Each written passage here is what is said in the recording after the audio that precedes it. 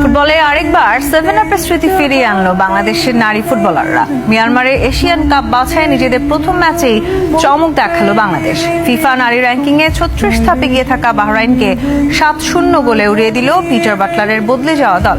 এই ম্যাচে জোড়া গোল করেন শামসুন নাহার ও তহুরা।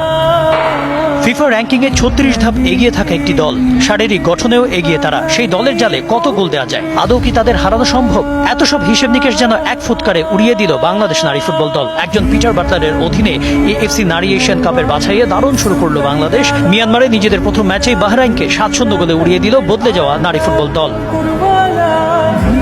বদলে যাওয়াই বটে, ইয়াঙ্গুনে বাংলাদেশের গতি আর কৌশলের কাছে যেন পাত্তাই পায়নি বাহরাইনের নারীরা। ম্যাচের 10 মিনিটে লিড নেয় বাংলাদেশ।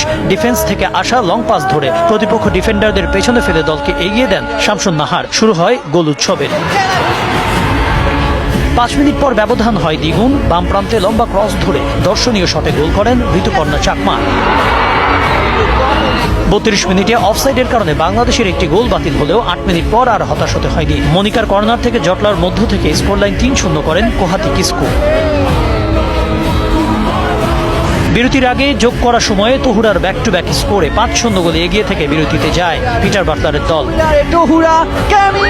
দ্বিতীয়ার্ধে ক্লান্তি যেন আরো ঝেঁকে বসে বাহরাইনের ডিফেন্ডারদের। আরো দুটি গোল করে বাংলাদেশ। 60 মিনিটে শামসুন নাহার নিজের দ্বিতীয় গোল করেন। বাহরাইন যেন তখন ম্যাচ শেষের অপেক্ষায়, কিন্তু শেষ রক্ষা হয়নি। 75 মিনিটে মুনকি দলের হয়ে সপ্তম গোলটি করেন। ফুটবলে যেন আরেকবার 7 আপের স্মৃতি ফিরিয়ে এনেই ক্ষান্ত দিল বাংলাদেশের ফুটবলাররা। সাথে অবিশ্বাস্য জয় ধরে রাখলো অস্ট্রেলিয়ায় মূল পর্বে খেলার সম্ভাবনা।